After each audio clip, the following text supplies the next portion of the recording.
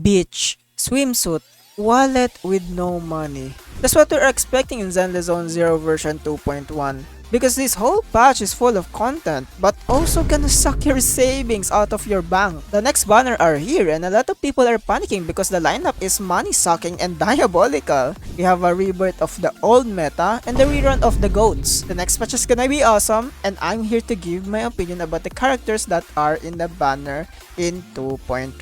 We're gonna do the usual format rerun first, then we're gonna talk about the new characters. Disclaimer, I'm not gonna talk much about the new characters kit in detail because we don't have much to go around other than what devs said in the special program, so we don't know any multipliers at all or stats, etc.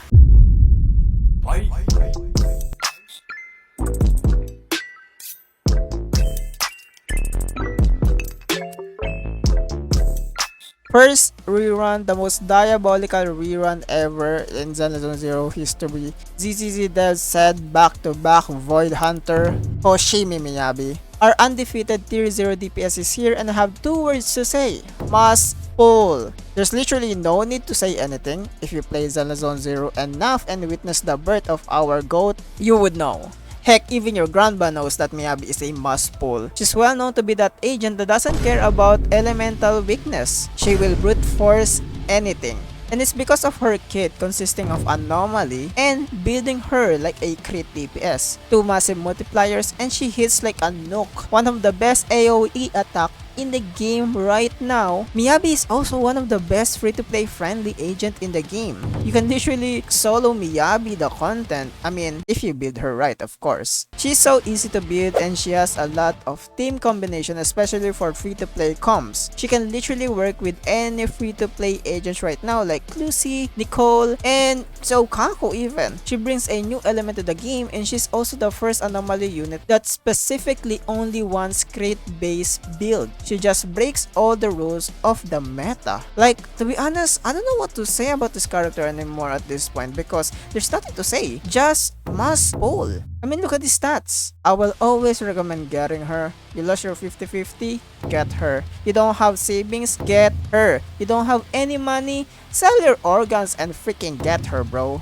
Skipping her is the most stupidest thing you can do in your entire life, especially your entire Zenless Zone Zero career. I don't know, why did I call it career? I don't know why. In conclusion, Miyabi unquestionably elevates the word damage in Zenless Zone Zero. She's a lot of fun to play, adds a lot of flavor in her charge attacks and frost element, and can be used in variety of teams. If you want to gain power, she is literally the best option there is. I'm gonna give her 100 out of 10 ratings cause she deserves it. I mean, come on, she's been there in tier 0 for like literally since she got released and didn't go down at all, and I bet she's not gonna go down in the future too. Maybe in 1 year she might go down, but we don't know. I'm not gonna jinx it, I'm sorry. Now for the next character rerun for phase 2 is our mommy, our hot office lady, my wife, Yanagi. Yanagi is that one character that aged like fine wine, and she's probably gonna stay that way for a very long time since she got another use this patch with another agent, Alice. She provides fast disorder and boosts the team's disorder damage multipliers. She's I think the only character that can switch between DPS and sub DPS, the most flexible damage dealer in the game. Usually main damage dealers are selfish, but Yanagi instead makes her damage helpful for her teammates too. Speaking of her damage, she melts her enemies. I think she's the best anomaly applicator and she can trigger disorder on demand. In order to activate disorder, you must first have an anomaly on a adversary before activating another of different kind. Yanagi's specific mechanism, polarity disorder, which she may access through her ultimate or EX specific attack, allows her to utterly defy these rules, which what makes her a unique anomaly agent. By ignoring the enemy's accumulation of anomalies and whether the enemy's present anomaly differs from Yanagi's, polarity disorder enables Yanagi to initiate a mini disorder whenever she pleases. Although it's obvious that that's not all she has to offer, just one piece of her kit alone established her as one of the greatest anomaly DPS in the meta. She also has a unique stance mechanic which sets her apart. Yanagi can freely switch between her two stances, Jogen, a 10% increase in electric damage for 8 seconds,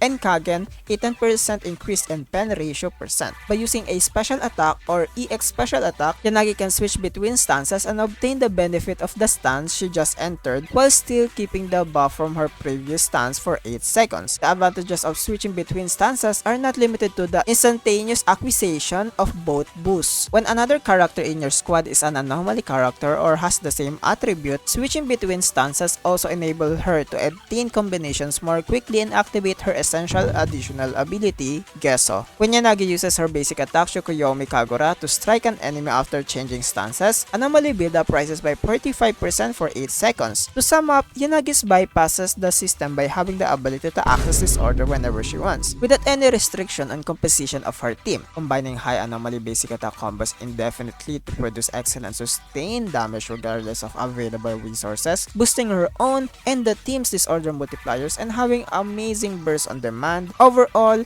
if your team can work with her, the result is well worth the investment. Even though she can be a little difficult to play and requires a lot of field time to support her basic attack sequences and stance swaps, I still have a lot to say about Yanagi since I glaze her a lot honestly, but I would leave it at that. This Yanagi breakdown is gonna take over the whole vid. I will give her a solid 9.5 out of 10 without any doubt. This is mostly because of her value as a DPS disguising as a sub DPS. I would argue she's one of the best agents and deserves tier 0 in the sub DPS category. Now for the exciting part, the new characters from the faction Spoke Shack. Honestly, the scariest character to come out next patch, literally, since they are reviving the anomaly meta back to its throne, Yuzuha and Alice. In the first phase, we have Kita-chan from Bocchi the Rock, the one who will raise the anomaly to its glory, Yuzuha. Yuzuha is the second limited support that we got in the game after Astra Yao. We have high expectation for them because they are the type of characters that will make our account soar to another level. But based on her kit, it seems like she's gonna be very niche for a certain role in the game,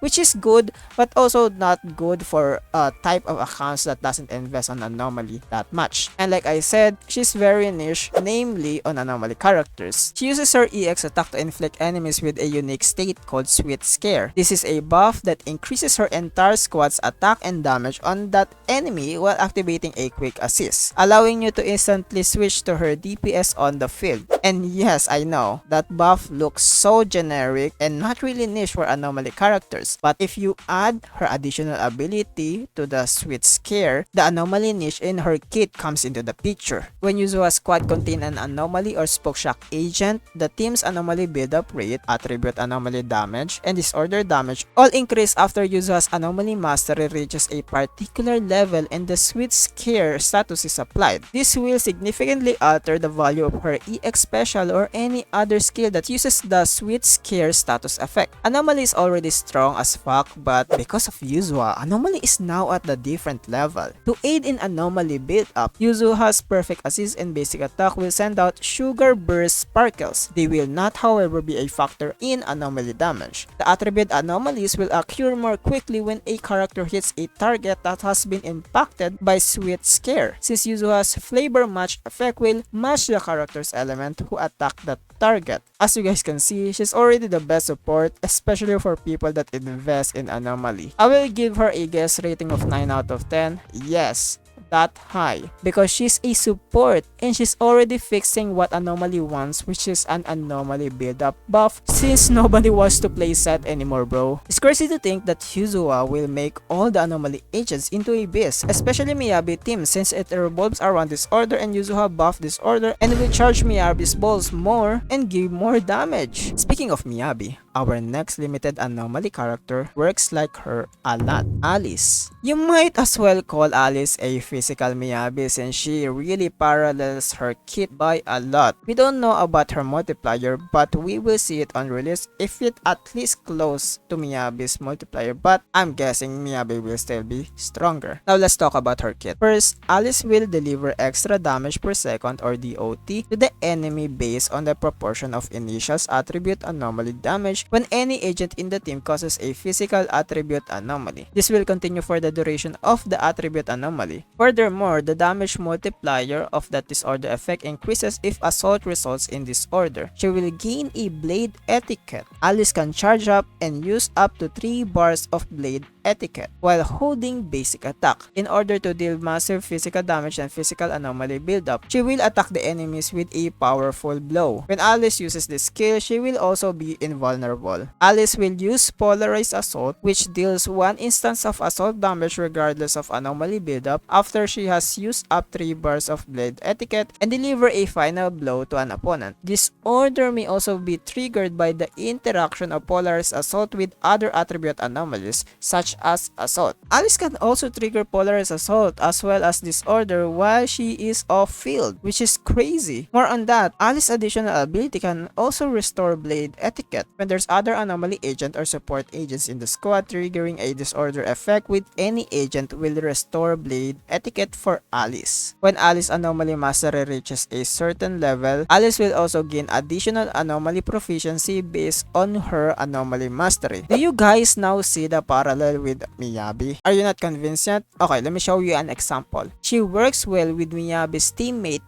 Yanagi, or the rerun character that we have, because Yanagi can trigger this order on demand. She will give Alice charges just like how Yanagi charges Miyabi's balls. There's a lot more to talk about Alice's kit, but I think that's all for now since those are the most important things to talk about Alice. And I think a lot of you guys will ask this question: does she power creep Jane though? I'm gonna be very honest. Probably yes. The thing with Jane though is that she's still strong even in anomaly meta, but her kit is already outdated and old. With the current anomaly meta, she's an anomaly DPS that desperately need a revamp since how anomaly works are changing as time passes. Alice is the proof of those changes, by the way. Alice will probably be one of the best anomaly DPS that we're gonna have in the game, especially since we already have a lot of anomaly characters that can support her, like Vivian, Bernice, Yanagi, and also her partner Yuzuha being a anomaly support that gives anomaly buildup and disorder buff that works well with her kit. Of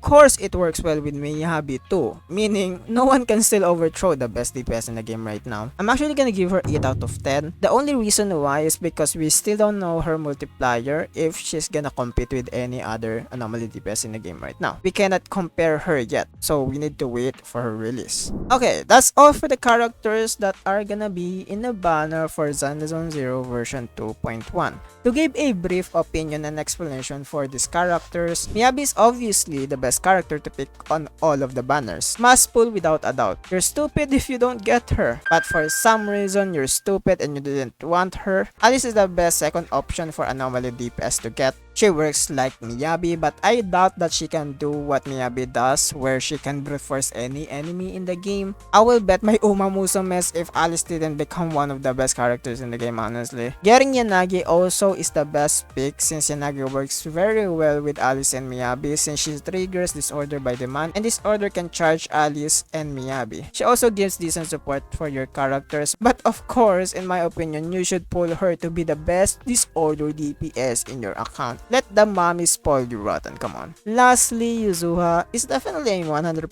a must pull if you already invested in Anomaly. She's the best character to pick in the banner since she's a support and she will make your Anomaly seems like they smoke crack. Support is always a must pull. Just like how not pulling for Miyabi is stupid, not pulling for support, especially Anomaly niche support, you are the greatest, stupidest player in the world. Damn, we have so many Anomaly related characters in next patch. Zenless Zone Zero devs are evil for making all the characters work well together, and I also feel bad for people that are starting to invest in their Anomaly because all of the Anomaly characters in the game right now are mostly must pulls. Zenless Zone Zero devs have their favorites, and I'm glad that Anomaly is finally coming back into the meta. But anyways, that's it for me today. As a Anomaly Glazer, I'm happy that Anomaly is gonna dominate the meta again. But also as a Jane Doe Glazer, please give my queen a buff soon. She's slowly going going down. I know she's still freaking strong, but I want my dummy mommy to be stronger and crush my ball.